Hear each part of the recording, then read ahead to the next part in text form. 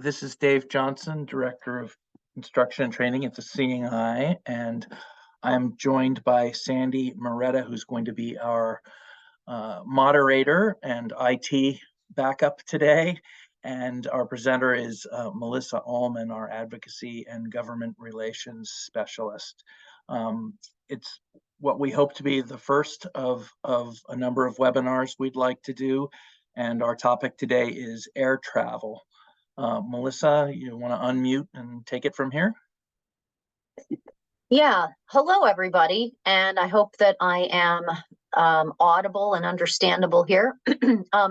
As Dave said, my name is Melissa Allman. I'm the Advocacy and Government Relations Specialist here at the Seeing Eye. I've been working here for a little over 5 years, and I am matched with Luna, who I have been working with since the beginning of 2017. She's a Yellow Lab Golden Cross.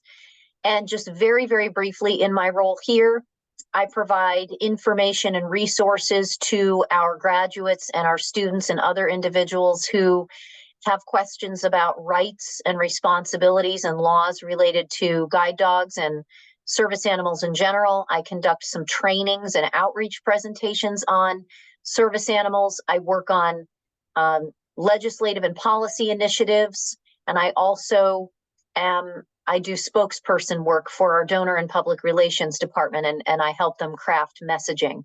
So that is, in a nutshell, what I do. What we're here to talk about today is essentially the rights of people who are guide dog handlers in terms of air travel. Now, there are three kind of components to this webinar that I'd like to kind of talk about at the outset. First of all, I'm going to talk a little bit about the regulations and the landscape that we exist in now as guide dog handlers who are air travelers. Then I want to talk a little bit about some of the problems that we're seeing as a result of the current regulations. And I want to then briefly touch on some thoughts for discussion for proactive solutions and things that we can consider doing as a community. And I apologize for that. I will stop that. So that's something that we are going to be doing. And then I will open things up for questions. All right. So the Air Carrier Access Act and its implementing regulations are essentially what protects the rights of persons with disabilities, who in general, actually, beyond just service animals, and on all U.S. airlines, and also on flights of foreign airlines going in and out of the U.S. Okay, so we are going to focus specifically on service animals and that part of the regulations, but do know that air passengers with disabilities have other rights that are addressed and covered and have absolutely nothing to do with blindness or service animals that the Air Carrier Access Act and its implementing regulations discuss. So one of the things that I do encourage people to do, because, obviously there may be a time when you're flying and you don't have a guide dog because you're either in between dogs or because you've decided not to work with a dog anymore, or whatever the reason might be. And there are other aspects of the Air Carrier Access Act that impact you. So what I encourage people to do is take a look at the Airline Passengers with Disabilities Bill of Rights. And I'm going to tell you where you can find that and other information on our website. But that Bill of Rights was implemented by the Department of Transportation several months ago, and it doesn't expand on or give new rights under the Air Carrier Access Act. What it does, I think, a fairly decent job of is summarizing and thematically and topically organizing what your rights are as a person with a disability traveling by air. So if you think your rights have been violated and you see in the Bill of Rights that is numerically organized by topic, you can take a look at that. And if you see, for example, okay, it says have to provide assistance, getting to the gate, you can take a look at that aspect of the Bill of Rights, and then you can see what your rights are, and then it provides links to the regulations that impact you there. So where you can find that, and I'll say this a couple of times, In addition to a lot of other information that we provided on air travel related issues and access in general, if you go to seeingeye.org/access, so seeingeye.org/access, you will find our portfolio of access related resources there. And one of the things that you can go to is a link called Airlines and Cruise Ships. And if you go to that link, you can then go through the headings and the links that are on that page to access some of the resources that I'm going to reference today. It starts with air travel and then general information about air travel. And then after that, you'll see information about cruise ships. So there are going to be a number of times I will say, you can find this information here, and that is where we have those resources placed. All right. So let's talk now specifically about the regulations that went into effect fairly recently. So at the end of 2020, the Department of Transportation issued those regulations, and they went into effect in the beginning of 2021. So we've been dealing with them for a few years now, but they're the regulations that essentially relate to service animal travel under the Air Carrier Access Act. All right. So let's start with the basics. And for some of you, this is going to be just a refresher. So there may be people on this webinar who are such frequent and expert air travelers or have had the opportunity to look at these regulations and know a lot about it. And so for some of you, this will be a refresher. For some of you, it will be brand new. So a service animal is a dog, regardless of breed or type, that is trained to perform a task for a qualified person with a disability. Okay, so that is very similar to the Department of Justice definition of service animal in the Department of Justice regulations that implement the Americans with Disabilities Act. That is one positive thing I see about these regulations that we were waiting for a really long time, because remember, regardless of how you feel about emotional support animals, and they can have a valuable role in housing, emotional support animals were considered to be service animals under the law until these regulations were implemented. Okay, so that's one big difference, is the definition of service animal. All right, so great. Then if we're talking about service animals, we obviously are teams. So now we need to talk about the handler. And what is a handler? So a handler is either the qualified person with a disability, so that's like us, those of us who are guide dog handlers, or it is a third party that is there to accompany the person with a disability to handle the animal. Okay, so that means if the person with a disability, there are situations where there are teams that are 3-person teams, and that most often occurs, not always, but most often happens when you have a minor child with autism, for example, that needs a service animal, and perhaps an adult or a parent is there to be the handler for that person with the disability. All right. So as I stated before, service animals can only be dogs, and there are now no breed restrictions. All right. That's important because even after these regulations were implemented, there were a couple of airlines that were trying to get away with some breed restriction stuff, and that is not acceptable at this point. Okay.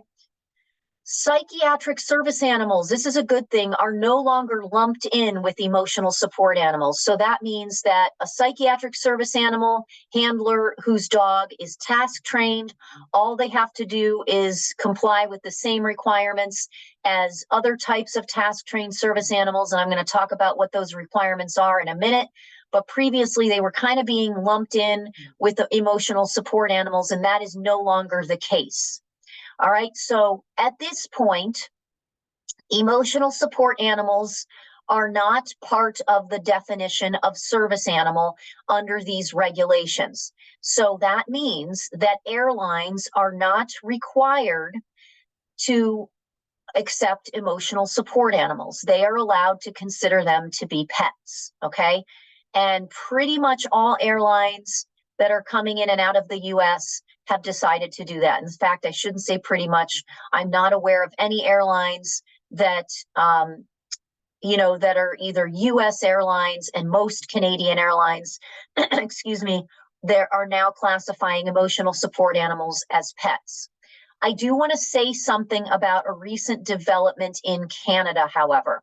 So in Canada, the regulations, and there's another part of our website where you can read about this. If you go to seeingeye.org/access and then you go to transportation, you'll see information about this because Canada handles things a little differently. And they have something called the Air Transportation for Persons with Disabilities Regulations. No offense, but I think someone really wordy came up with that acronym. And they cover not only air travel, but they cover other types of transportation. And so those regulations are in place for Canada and also have some advanced notice requirements that we're going to talk about that we have in the US. But what I want to focus on right now is that recently the Canadian Transportation Agency has, and this really just happened about a month and a half ago, excuse me, issued a final decision saying that airlines are allowed to allow emotional support animals, that they should be dogs, but that they can allow them under certain circumstances if appropriate documentation is provided. To my knowledge, the only airlines that are doing that, and it's generally just within Canada, are Porter Airlines and Air Transit. And if I'm wrong about that, I apologize, but it's a developing situation. All right, so that's what I want to just deviate onto for about emotional support animals for a minute in Canada because it's a recent development. Okay, so coming back to the Air Carrier Access Act, at the airport, airline personnel are still allowed, if they're not sure if something's a service animal, they are allowed to identify service animals by doing a couple of things. They can ask the two questions that we're all pretty familiar with. Is it a service animal? And what task is it trained to perform? That's still in the regs. Or they can look at behavior observations about how the animal's behaving, or physical markers or indicators like leashes or harnesses. All right, so if an airline chooses to do that, or they're not sure about the documentation they've already been provided, that's something that they can still do at the airport. But here is the major change that we've all been waiting to talk about. Back in the day, back before these regulations came into effect, you did not have to disclose ahead of time if you were traveling with a service animal. Remember the days where we could just make our reservation, get on the plane with our dogs, didn't have to disclose, didn't have to tell anybody unless we wanted special accommodations. That was pretty much it. That is no longer the case. Now, people who are traveling with service animals have to complete the service animal air transportation form. And that is a form, it is a government form, it is a form designed by the Department of Transportation. And if airlines choose to use it, they all have to use that standard form that attests to your dog's health, behavior, training, and health. Okay, so when you complete this form, and I'm going to talk in a little bit more detail about the form, there is a big warning at the top of it that basically says, don't lie on this form, because there's a penalty if you do. So you provide the information, you sign the form, and then there's another piece of information at the bottom that talks about if you falsely represent that you're a person with a disability that has a service animal and that it really is a service animal on this form, that you can be subject to penalties, that it's a criminal offense, and that you can be subject to penalties, including fines. All right. So it's important to be truthful on this form. So what's on the form? The form is a fillable Adobe PDF form that's, again, created by the Department of Transportation. There is a sample version of that form on their website that you can also use for air travel if you want to, but there is a sample version of it on their website, and there is a link to it on the Seeing Eyes website that I mentioned earlier, so you don't have to worry about a long, complicated URL for DOT. But essentially, your name goes on there, your phone number, a description of your animal. You have to state the date your rabies vaccination was issued and the date that it expires. So that's information you need to know when you fill out the form. Your vet's name and phone number has to go on there, but no signature of the veterinarian. That's a misunderstanding that people have. It attests that the animal is trained to behave appropriately in public and has not engaged in aggressive behaviors like biting or things of that nature. You also have to provide information about who trained the dog. So if it's the seeing eye and it's my dog Luna, I would have to put the seeing eye and the seeing eye's phone number.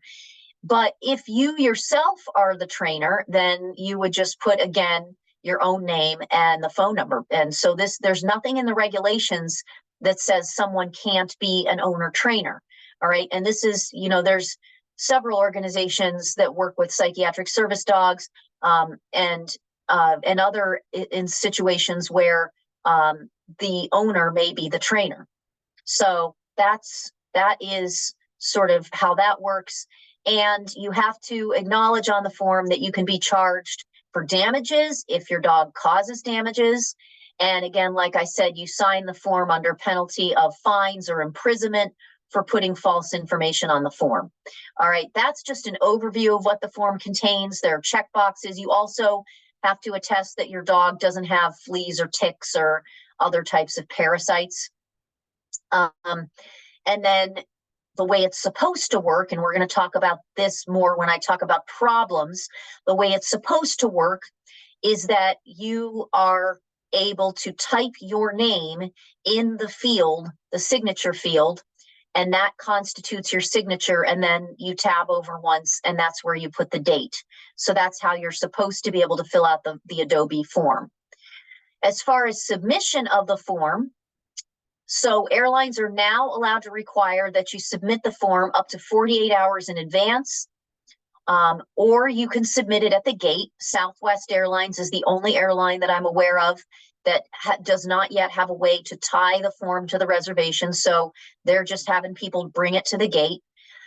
But all the other airlines I'm aware of in the US and in Canada for flights originating or with a destination in the US are requiring that you submit the form up to 48 hours in advance if you made your flight 48 hours in advance, right? So let's just say you have an emergency business trip, you're an impulsive, fun, adventurous traveler, or you have an emergency situation with a family member. If you made that flight reservation a day ahead, you just have to bring the form to the gate, and they're not allowed to require it any other way.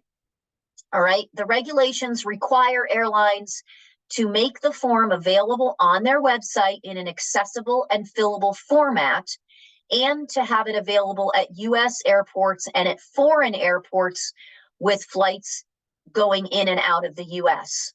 All right. Just because the airlines are requiring this, just because the regulations are requiring this does not mean that all airlines are complying. And that's one of the problems that we have. Airline personnel are supposed to, according to the regulations, assist you with that form at the airport. Let's just say you don't have technology, because it's not like every single person with disability has technology. That is not something that any regulation can require, and you're therefore unable to complete the form ahead of time. And you get to the airport and it's just a printed form, so you need assistance filling it out. The airline personnel are supposed to make an accommodation and help you fill it out as long as it's not an undue burden on them. The problem we have here is that the regulations do not have very strong language for the airlines and what an undue burden means in this particular case, and really making it very clear that that they should be doing that unless there are really strong circumstances why they shouldn't. There's really too much wiggle room for the airlines in this part of the regulation. So that's a concern that we have. So I advise you, if you're not able to fill out the form, get to the airport as early as you can and ask for assistance at the check-in counter, filling out the form, or at the gate if you're already checked in, and get there as early as you can so that it's harder for them just to say, oh, it's an undue burden and we can't do it, or we don't have time, or whatever, because that's an issue that we're seeing. The airlines are not allowed to make up their own forms. They're required to use the Department of Transportation form. They're doing it in different ways, and we're going to talk about that, but essentially it's supposed to be the same form. There's also something called the relief attestation form that is for flights that are 8 hours or longer, that you have to complete attesting to the fact that your dog will not relieve on the flight, or if it does, it can be done in a sanitary way that you can clean up. So that's something that you can explain about if that's the case on that form. As far as how often you have to do the forms, airlines, according to the regulations, are allowed to require that you do the form per reservation, not per leg, not per part of the trip segment of the trip, but per reservation. Many airlines are choosing to let you keep the form on file for longer. We're going to talk about that, but the airlines are allowed to require that. So I would suggest, though, that you need to be careful, because you want to make sure that you put the date on the form that is after the date or the date of your reservation. So for example, if you're using a really old form because, you know, nothing has changed and you're just going over it again, make sure the date on there isn't a date before your reservation, because there are circumstances, if the airline's paying attention, where they could catch that and flag it. It's happened to people before. There's no requirement in the regulations, and airlines are not allowed to require people to check in at the airport instead of online, or to check in early. So these are things that DOT tried to put in the regulations when they were proposed, guys. These are not a lot of us don't love these regulations, but they could have been a lot worse. And there were things in there that we're really glad are not in there, like having the veterinarian have to sign the DOT form, and also making us check in early at the airport some ridiculous number of hours early. So there are things that are not in here that we should be happy about. So there's a limit of 2 service animals per passenger if you happen to have dogs that perform multiple tasks, but it's not a limit per flight. Okay, so there is a misconception sometimes that there's a limit on how many service animals can be on the flight, and that's not the case. It's a limit of 2 to a passenger. So let's just say you have 1 service animal in your foot space and then you have another one on your lap, because perhaps it's a diabetic alert dog and you also have a guide dog. That's an example that I can kind of think of where that could happen. The dog has to be harnessed, leashed, or tethered at all times. This differs slightly from the DOJ regulations, because in those regulations, there are circumstances where the dog does not have to be tethered and on a leash if it is needed to be separate from the handler in order to perform its task. Like maybe it has to go a long distance from the handler to do its task, but it does have to be under the voice command control of the handler. That is not the case for air travel. It's got to be leashed, harnessed, or tethered because of the nature of the situation. You're thousands of feet in the air with air travel. All right. Couple situations where the airline can refuse to transport the service animal if the animal poses a direct threat to the health or safety of others, or if it's causing a disruption, a significant disruption in the aircraft or at the airport, or if it violates some sort of applicable health or safety regulations, or if you don't complete your Department of Transportation form. So the only situations that I can really see where under these regulations where somebody's dog should be denied is if it's not behaving, maybe it's melting down because the airport is too stressful for the dog, and maybe that wasn't anticipated. It's having accidents, it's getting sick, it is just, or it's aggressive, or it's very loud, it's not being quiet on the airplane or on the airport, in the airport, or if it's got some sort of infestation or it doesn't look healthy. These are situations where I could see it being excluded. And unfortunately, if you don't do your form, again, we talked about things the airline should be doing to accommodate you, but there are situations where you could be denied for not doing the form, which is frustrating. All right, large service animals. A service animal has to fit in your foot space, in front of you, under your seat, or on your lap. Okay, you are not entitled to more space than you purchased, but carriers are still supposed to try to accommodate large service animals by either offering another seat adjacent to an empty seat, or maybe next to a passenger who is willing to give up a little bit of foot space. I'm going to take an opportunity to read something from the preamble to the regulations.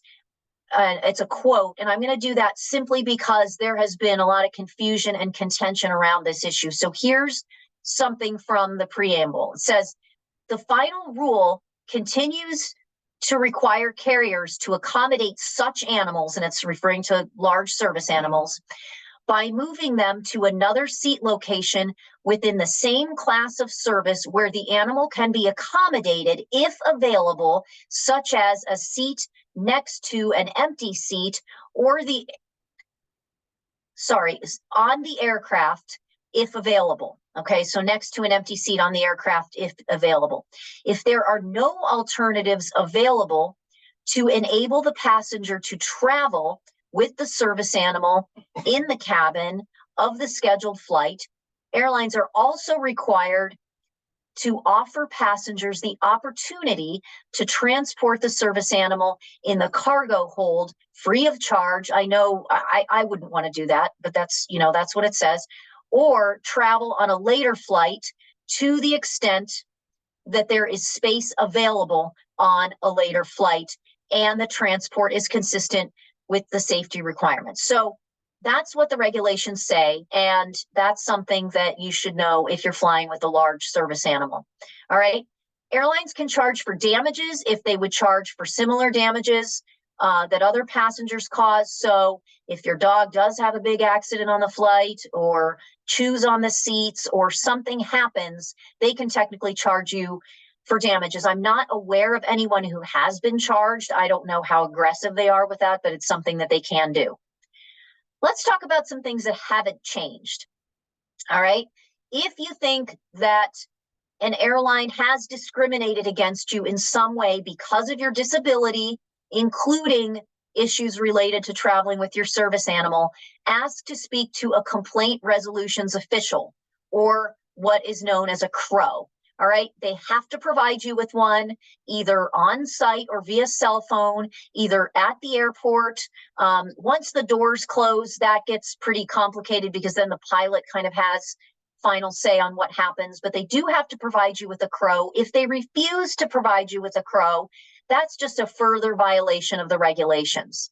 All right, so that's something. And if you're not satisfied with the CRO's resolution, and believe me, there are some CROs out there who should not be CROs, I'm sorry to say, but if you're not satisfied with what the CRO decides, then you can file a complaint with the Department of Transportation.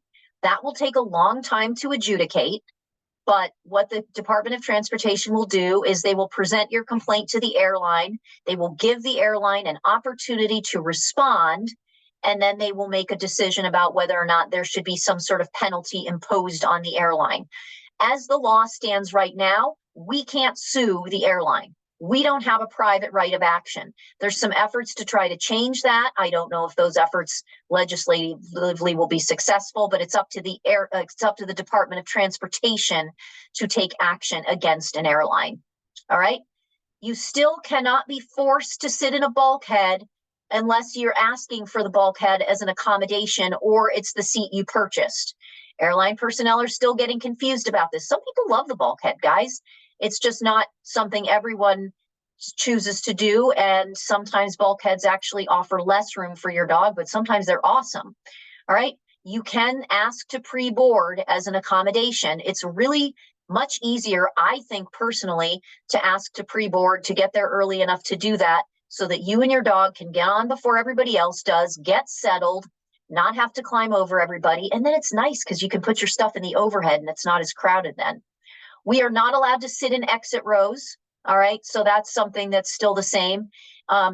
Airlines are required to provide assistance getting to the gate.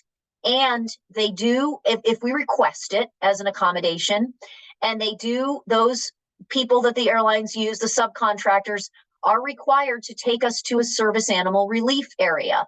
All right. Again, I encourage people to take a look at the DOT Bill of Rights because it outlines some of these issues, even though it doesn't add any new rights. TSA still is not allowed to separate you from your dog or make you take your dog's equipment off, like things that you need for your dog to work, like the leash, harness, or collar. And that is very important to know because that separates you from your dog. That takes your control away from you. You can talk with your school about ways you can go through screening if you're not a seeing eye grad, and if you are, you can obviously ask us with your dog, but those things should stay on.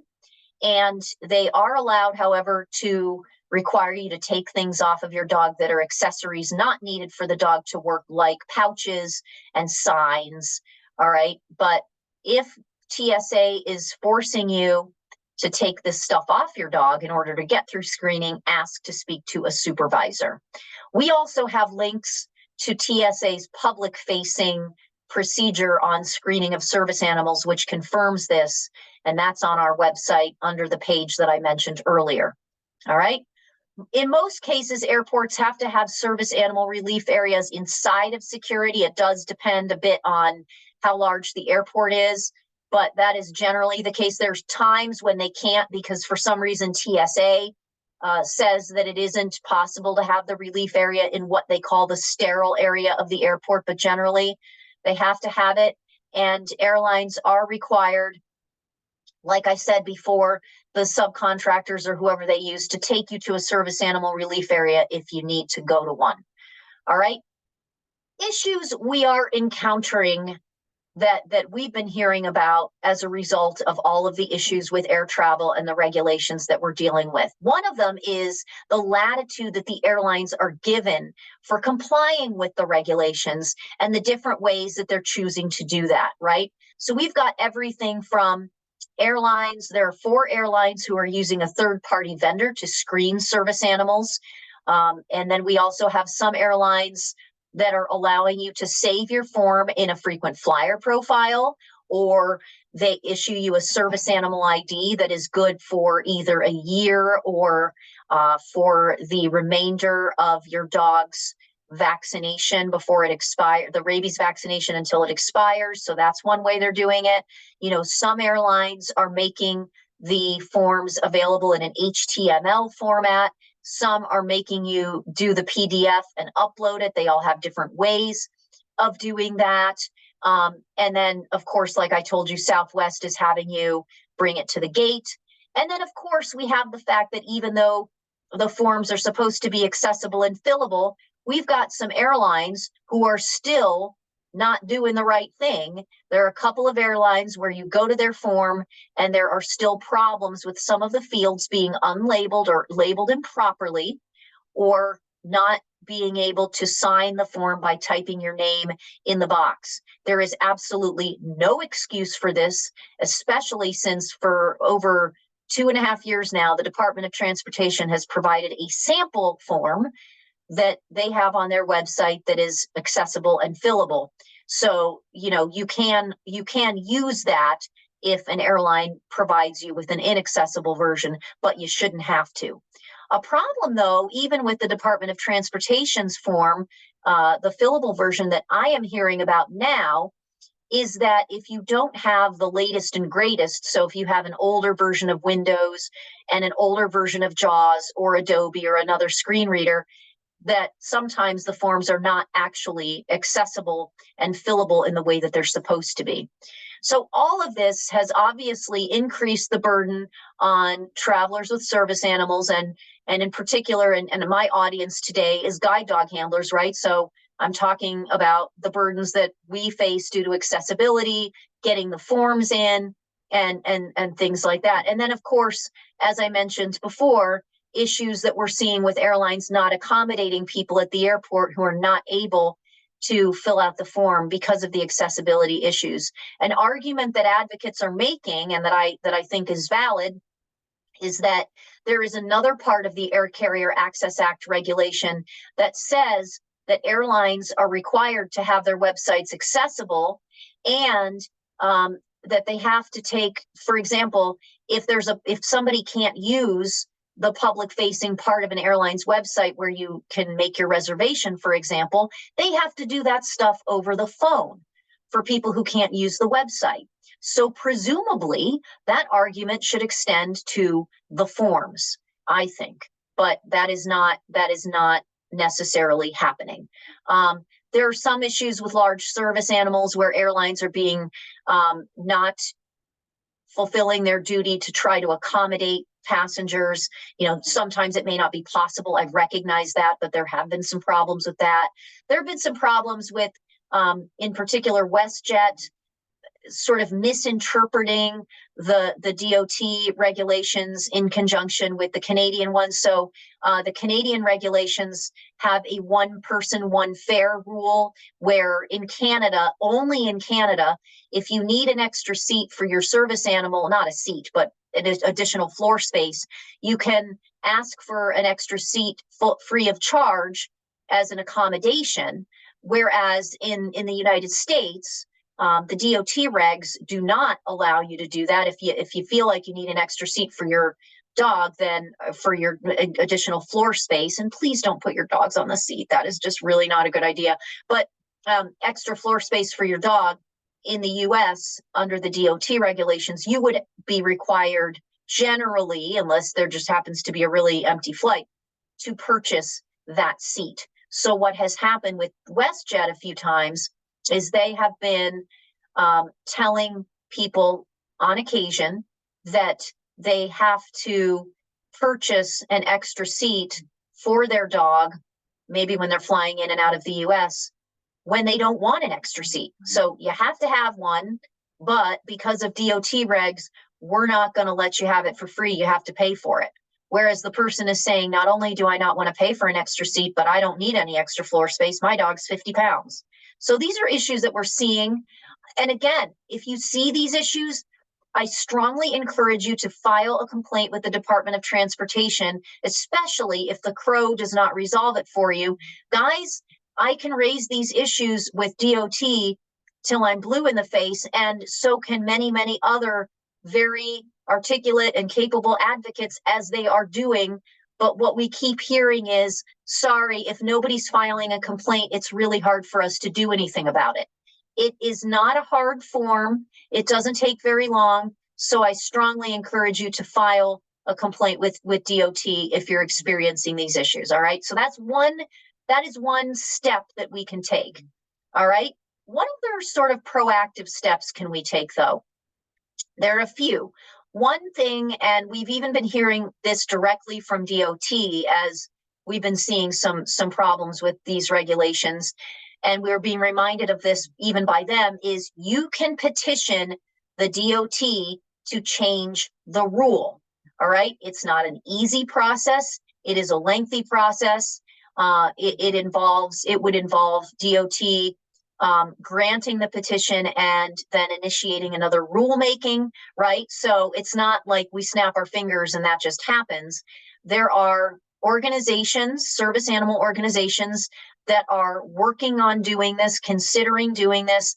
I know that it's very common knowledge at this point that NAGDU, the National Association of Guide Dog Users, is considering doing this and is gathering information through a survey that I encourage everyone to fill out so that they have the data that they need to present to DOT. So either think about gathering a group of people to file a petition, or learn about the efforts of consumer organizations that are doing this. All right. Another possible solution that we're waiting to see is the FAA Reauthorization Act that is supposed to be out in September, but September's almost over, September 30th, so there will probably be an extension.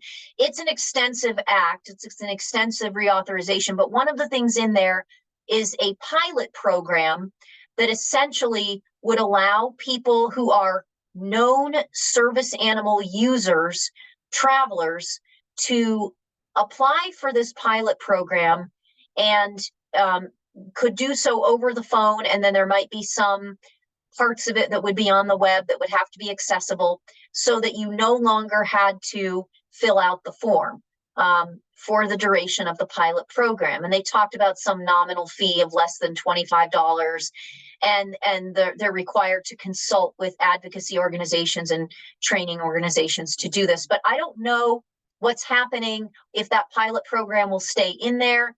You know how things work with legislation, things get watered down, things get changed. So there may be people who know a little bit more about where that stands than I do right now, but that could make things easier for those of us who are eligible to apply for that pilot program, of course, once we know a little bit more about that. All right, so know as much as you can about how your airline is applying the regs. And one of the ways that you can do that is take a look at our website. We have in that section on air travel, so seeing-eye.org/access, and then go to airlines and cruise ships. One of the things we have on there is links to most of the major airlines, and when I say most, it's because there could be one that we're not aware of, and if that's the case, please let us know. We had someone do that recently. Links to their pages on traveling with service animals. So if you don't want to Google it or try to dig it up, just go to our website, because we've got those links there for you. Okay. So again, seeingeye.org/access is a good resource. And also, take a look at our advocacy app. The Seeing Eye also has an advocacy app that is free of charge, and you can get that on your iPhone by just putting in Seeing Eye advocacy app into your Apple iPhone in the App Store in the search bar. Our Android app is coming soon, but it has information on all of the access related laws, including some of the air travel information that I've mentioned today. Before we stop for questions, because I know I've run over a little bit on my time, I just want to say, I mentioned earlier that I made a plug for that NAGDU survey that has been out there. I just want to let you know, and you should be looking out for a survey that the Seeing Eye is going to be launching later today and making available not only to our graduates, but to guide dog handlers who either live or travel or spend time in the US and Canada. And it's a survey about all types of access barriers that you are encountering as you go about your life with your guide dog. It does not necessarily have to do only with air travel, but we are trying to gather data, as much data as we can, on the issues you all are facing. So there's going to be an email blast that is going out specifically to our graduates after this webinar about that survey. It's going to be open till November 30th. And then I will be also, and others are free to distribute that as widely as appropriate and interested on the listservs and other ways that you would like to do that. Okay, so that is all I have to say. Sorry for running over a little bit, but I want to see if we can get some time here for questions. Yeah, Melissa, is there anything we would need to know about any particular countries in Europe flying in and out? Any new regulations there? Not that I am aware of right now. Okay, seatbelts. That's still a British Airways policy. It was never really so. Okay. British Airways has a weird policy that what they're doing, if you fly on British Airways, they have some materials in their service animal requirements about requiring your dog to have a safety harness that attaches to the seat. And most of us don't think that's particularly safe or good control of the dog. I had it confirmed a while ago, though, that this is just guidelines and they're airline based and not regulations as the airline would have you believe. But honestly, if you're worried about getting on your British Airways flight, just have the safety harness with you, and just to appease them. But it's something that is just hopefully going to go away and not spread to other airlines. Thanks for clarifying that. No problem. All right, Sandy, you're here with us. You want to talk about how we can entertain some questions here? Sure. So this is our question and answers. Good afternoon, everyone. And just as a reminder, if you're using your cell phone, you would do *9 to raise your hand. So, and we'll go through the questions as we see them first. So the very first question we have is for Margie. So Margie, what I'll do, I'll allow you to talk and unmute you, and then I'll mute you after your question. There you are, Margie. Hey, Melissa, great presentation. Thank you. I have a question that's probably more appropriate for Dave, and I can only address my school, which is the Seeing Eye. Given these regulations about dogs fitting into our own feet space, that is certainly not possible with my current dog. He's very long and he's very tall. And I learned when I flew home from school that there was no possibility to get him under a seat. And thank God I don't travel much. But I'm wondering if Seeing Eye is looking at this in terms of people who need to travel, the matching process, or breeding smaller dogs. Great question. Margie, we've always strived to breed smaller. We have not rejected larger dogs though, just because of their size, because they can be great dogs, as you know, you're well matched. I have had people request smaller dogs for travel, and we try to honor those requests in making the match in advance. I've flown with people and flown with dogs myself that were large and never had a problem with a big dog getting it under the seat, but the seats are drastically smaller right now than they used to be. It's incredible what they've done with aircrafts. So yes, we're continuing to strive to breed smaller packages in the dogs. And yes, we would make that consideration with a frequent traveler. And I'm sorry that your dog doesn't fit that well. But as you say, we are perfectly matched. They moved us to bulkhead, and they moved passengers that like dogs to sit next to me. And when I flew at Christmas, because I primarily fly Delta, they actually in advance, I talked to them in advance, they actually moved us up to the bulkhead in business class, and we had tons of room. So there's always ways around it. I'm not flying anymore for work. I'm retired, but if I was, this could be a problem. But good point. I could live with bulkhead if I have to live with bulkhead for what little I travel, because he's an awesome dog and I'm not returning him. Great. Thank you, We're Margie. Glad to hear that. Thank you. Thank you, Margie, for your question. I'll mute you now. And the next question you have is for Amber Piercy. So I'm allowing you to speak. There you go. Amber, you can unmute yourself now. Hi, yeah, thank you so much. Thank you, Dave and Melissa.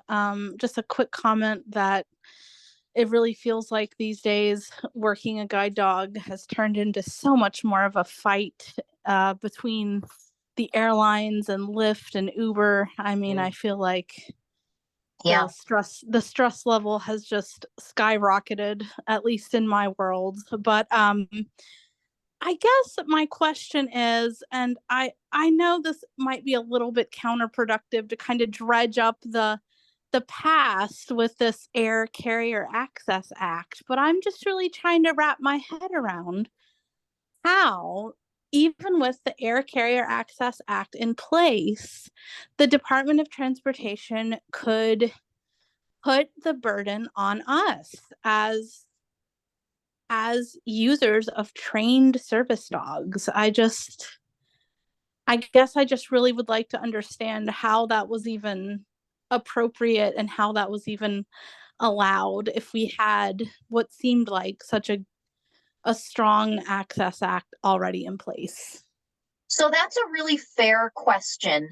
And I think there are a couple of aspects to this. So one thing is that when the Air Carrier Access Act was first passed back in 1986, that it was not anticipated that so many people would be working with service animals, right? And so the first set of service animal regulations that were, put into place in the early 2000s those were the regulations that allowed emotional support animals.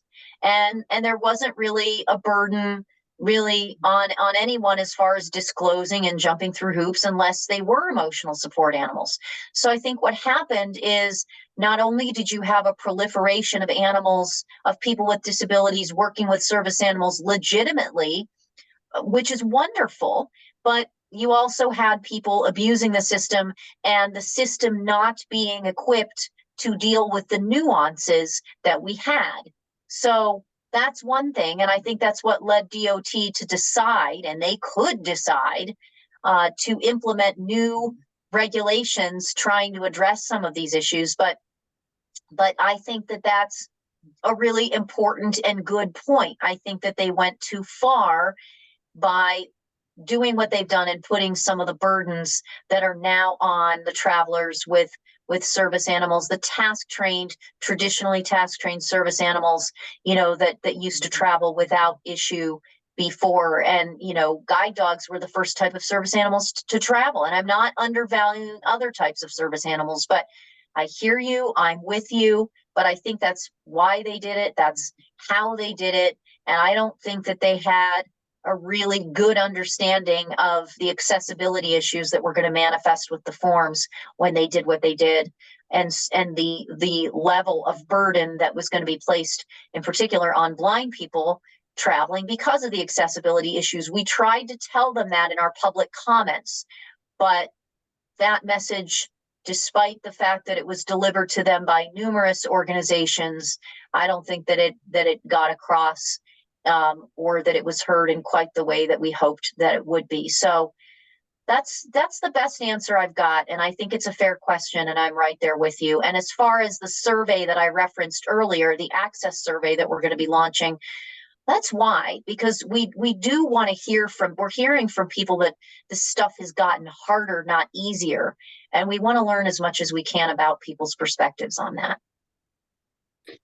Yeah, I will definitely be on the lookout for the survey, because I'm really in a quandary. My dog is 10 and I'm thinking about retirement. And I'm just, as much as I love working a dog and as much as it benefits me, part of me is just like, I don't know. I mean, because it really does feel like it's getting harder. So that pains us to hear that, and we know it. That's why we want to hear from people, Amber. And if it gives it any perspective, this is something that even the CNI didn't have to worry about years ago. And if you look at the fact that we send 20 to 24 people home per month with a new seeing eye dog, I actually have had to hire somebody part-time to fill out all the DOT forms for all our graduates when they leave the program, because we have to have a form for every single dog. And you as new handlers don't have the time in class to fill out your own forms. And so we prepare that. It's a lot. It's really a burden. It's unfair. And we were disappointed with the outcomes, but we did make our comments, and this is what it's come to, and we can hope to move forward and make some changes to make things better. That's our goal, by having an advocacy and government relations specialist and supporting that position, that we want to make things better and not see things harder. So for sure. Okay, thank you, Amber, for your question. Thanks. I'm going to mute you now, and we're going now to Rosie, I'm sorry. Jennifer, you can unmute yourself now. Jennifer Bose, yeah. Thank you. Can everybody hear me? Yeah, hi, Jen. Okay, thanks. Let's see. I want to ask two quick things. One, thanks for reminding us to fill out those complaint resolution forms. My first question really is, at what point do we do that? Whether it's during the trip itself or afterwards somehow.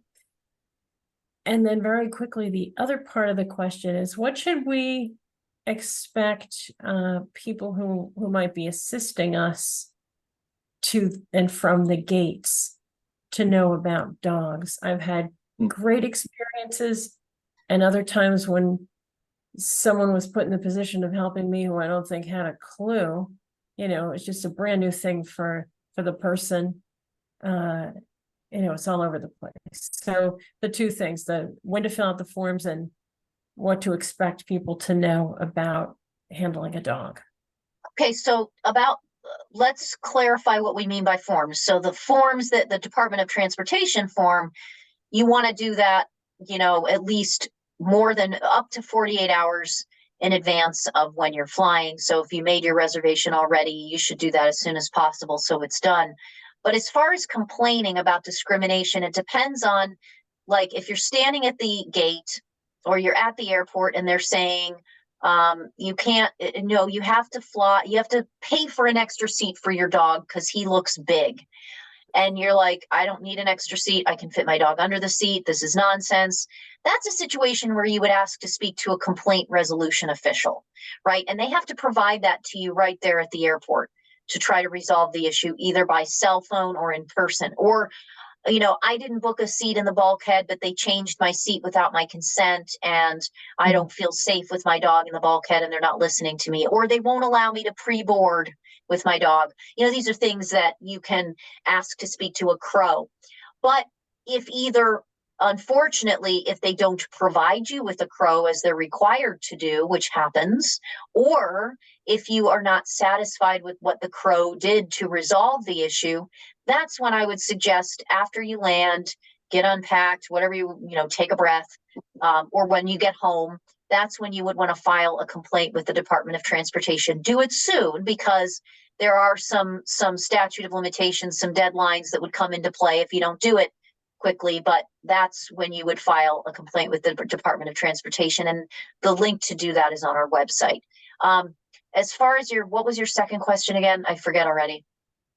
Oh, that's all right. The second question was what we should expect people to know if they're helping us to and from the gate. So unfortunately, keep your expectations low, because I don't think a lot of these subcontractors get training.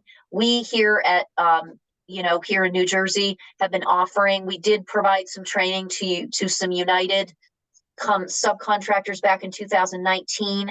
We have offered about, engaging with people who are blind and people with guide dogs and people with disabilities. We've offered again to do it because clearly it's needed again and the turnover is very high. Our offer has not been accepted or really responded to. So I think that it's really going to be based on what experiences the individuals have and their level of common sense and what you can communicate to them in, the most civil and respectful way that you can. I'm sorry to say that I think it's going to be very varied. And I think that having really high expectations is not going to be helpful. I think it's going to be all about communicating what you need and knowing what you are comfortable accepting. If somebody says, it's our policy that you have to ride in this wheelchair, I would say to you, it's not their policy. And if you're not comfortable getting in that wheelchair, do not get in it. Okay. Okay. Thank you, Jennifer. I'm going to mute you. And now Kim Little, this will be, I believe, Dave and Melissa, this will be our last question. Is that right? Yeah, I Do think we want to keep going for a little bit longer, Dave? That's up to you. I don't know how many questions we have in the queue.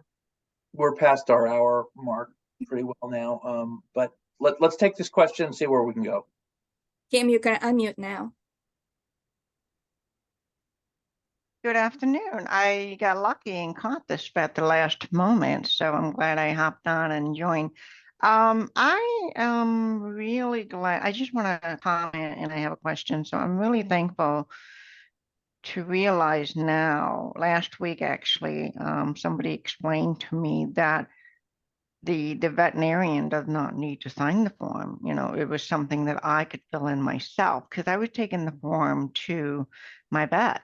So she did fill it in, but the good thing is I didn't date it. So now I have a scan of it so I can just use it multiple times until the rabies vaccination expires in 2025. So I'm really glad to know that. And I just wanted to know, is one airline like worse than another, or because I'm going to take Southwest next month. And I mean, I haven't really had any bad experiences with them in the past, but I'm just kind of Well, curious. So I don't want to say that I think that every airline has an unpredictable level of, people like an airline or they don't like an airline or they've had a good experience. But what I can say is that Southwest is one of those airlines that is not able to have you upload the form. So you're just going to bring it to the gate. So that's what I can say about Southwest. And it's my understanding too that seating is unassigned. So if you want your pre-board, you want to make sure that you get there in plenty of time so that you can pre-board. That's all I would say about Southwest. Great. All right. Yeah, thank you. Thank I'm going to call them to let them know. I don't know. I don't remember when I Yeah, got the okay, well, ticket, if thank I you so told much, them Kim, Thank you, for your Kim. question. Okay. I'm gonna mute you now, and I'll have Vanessa Lowery. Vanessa, you can unmute yourself now. Okay, can everybody hear me? Yes, Okay, first, thanks for this webinar. It's great. I'm gonna pose to kind of piggyback on the undue burden that we as handlers have to deal with now with the airlines, because it's kind of a darned if you do and darned if you don't situation, in that the airlines had to do something to stop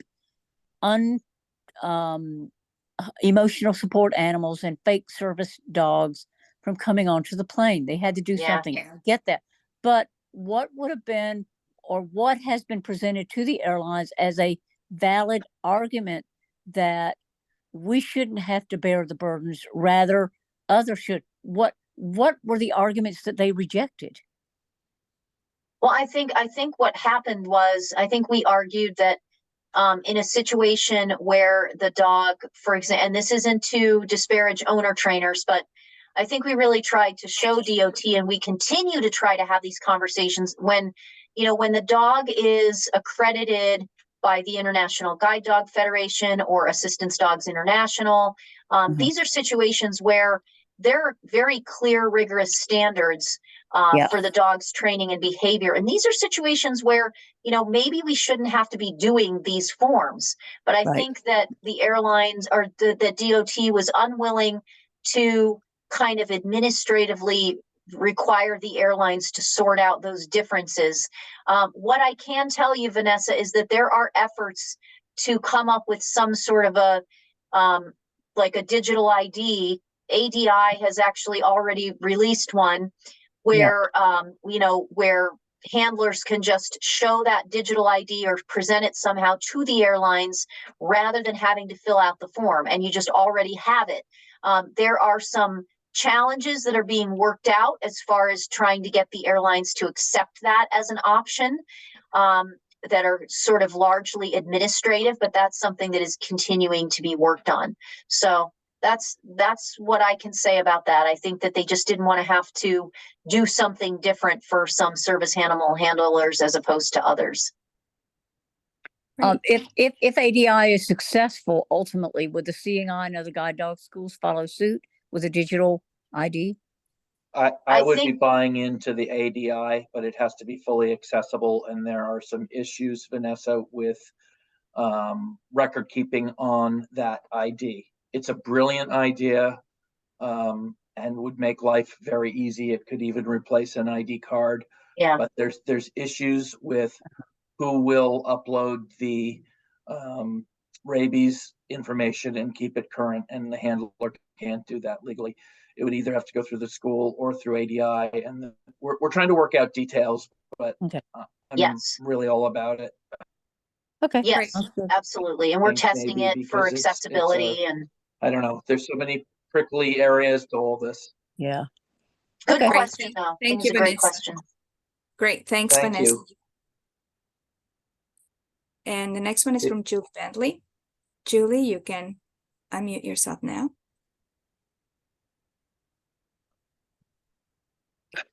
Hi there.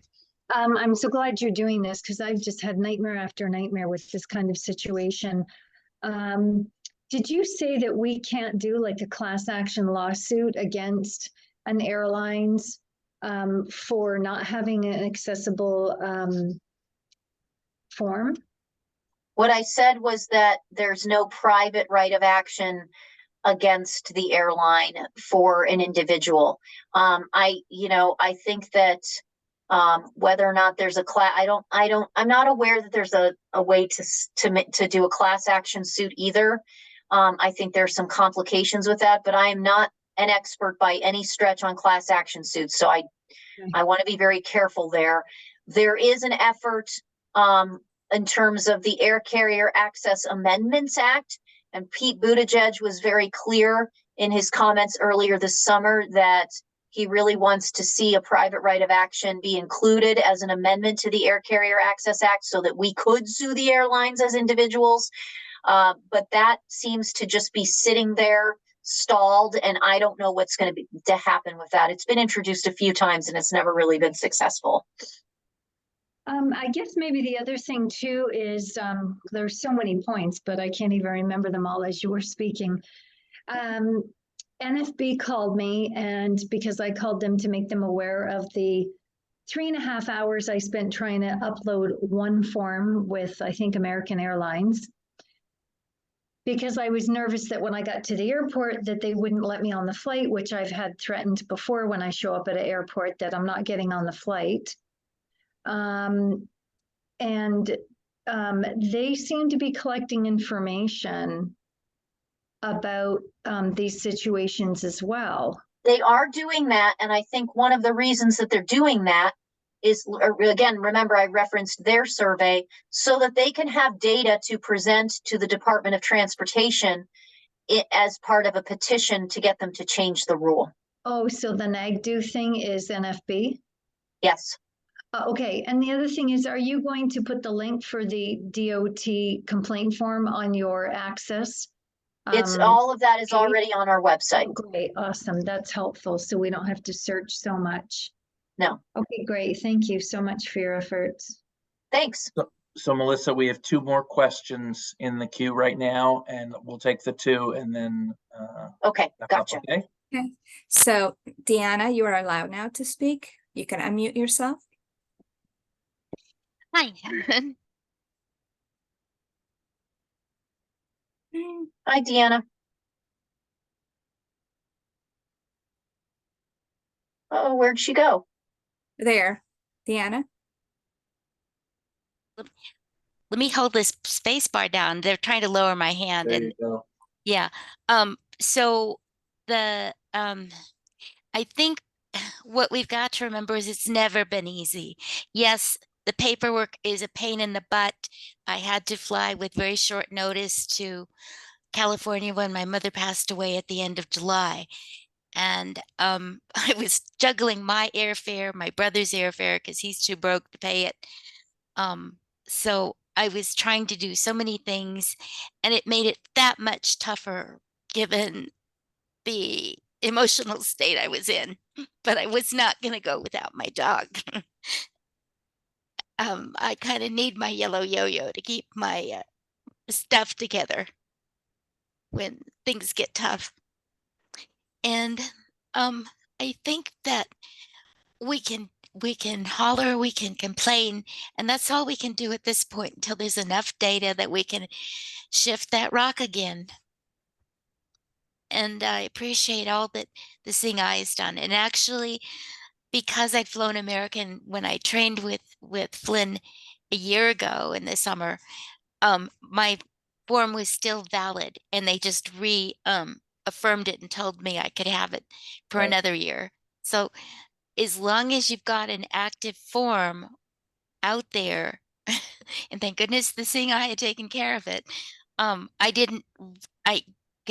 hunt for an access line, and that's the access person. I did get charged $235 extra because I insisted on a window seat,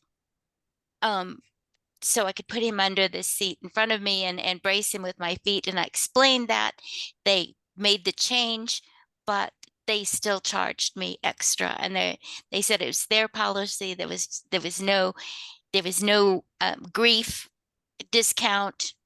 So for- Deanna, I'm going to interrupt you Okay. just for a second because I think this is important to share, but I was wondering if you had any other general comments or questions for the group or for us. No, I'm just wanting to say that sometimes I've had to play the poor little blind granny card to get what I want done. And I hate it because I'm a very independent, very self-sufficient person. But you've got to do what you've got to do. And at this point, complaining, I did.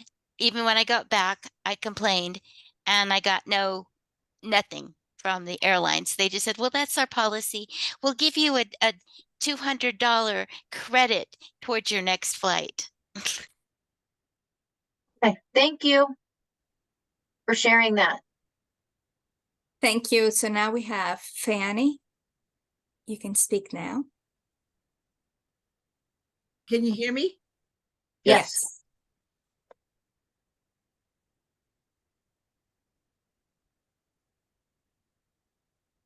Go ahead.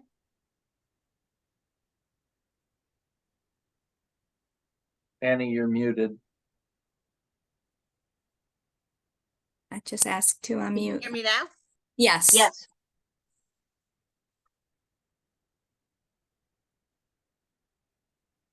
I don't know what's going on here. I don't know. Hold your space bar down, Fanny. There It's you me. go. Can you hear There you me? go. Hold it down. Yes. Yep. All right. I'm sorry about that noise in the background. So the ADA, if I understand correctly, there's a movement toward making a general form that we wouldn't have to keep doing this every single time, if I understand that No, correctly. so there's the Air Carrier Act, so the ADA applies to public places and state and local governmental entities. The Air Carrier Access Act is the law that applies to airlines. And there is a bill currently in Congress. It's actually a requirement. The FAA Reauthorization Act of September 2023 has to happen. But one of the provisions in it right now is a pilot program that would allow for people who are known service animal users to apply so that we just applied for this program and didn't have to do the form every time. I don't have a lot of details on that because it's just some language in a bill right now that's in the House and the Senate, and I don't really know if it's going to stay in the law. There may be some, lobbyists who have more information about that than I do right now, but that's my understanding. And as soon as we get more information about that, we'll disseminate it. I think maybe Melissa, what she meant was the ADI. Oh, were you digital- talking about the ADI? She said I'm ADA, but I think sorry. she meant ADI. Yes. So- Okay, I'm sorry. Yeah, the ADI, the Assistance Dogs International digital ID that has been created, it would be something that you'd have to have you'd get it through your school. So it would be something that the schools would buy into and do. And the desire, the hope is that the airlines would accept it instead of the form. But there are some administrative obstacles to that right now that are broader and beyond our school. That we're trying to work with ADI and the airlines on. But yes, it would be wonderful if we had that and if we could get the airlines completely on board with it. There wouldn't be a lot of point in the Seeing Eye giving everybody an ADI digital ID if we don't have some sort of assurance that the airlines are actually going to accept it or that it's going to do you any good. So that's what we're working on. I'd like to just add one more thing that might be tangential, but I was in a situation on an Air France carrier where they had promised me the bulkhead. They didn't give me the bulkhead. It was you could barely get in, and I'm a small person. And I'm wondering, and they were very nice. They actually bumped me and my daughter up to a business class, so I can't complain about that. But I know that the seats are getting absurd even for larger human beings. So I'm wondering if there's some way that we could also advocate for at least a row or two where you would have we wouldn't have to pay extra to have foot room and the dog. I do think the issue of airline seats becoming smaller is something that advocates have raised with the DOT and other entities. And beyond that, I mean, it's definitely something to think about.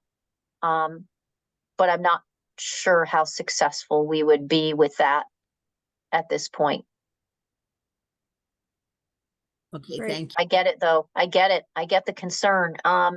Because there are regulations in place for how much space the airlines have to provide in between seats.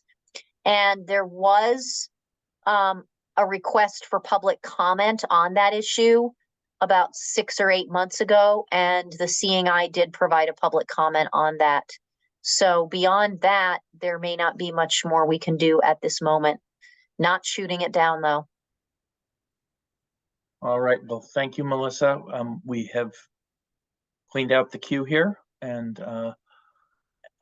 great presentations, Melissa. Thank you, everybody, for attending, and we'll work on our next webinar and release the date and topic in the near future. And I just want to say that this recording will be made available in the next few weeks. We'll make it available so that people who want to access it can have easy access to it. Have a lovely weekend, everyone. Thanks, guys. Thank you so much for attending.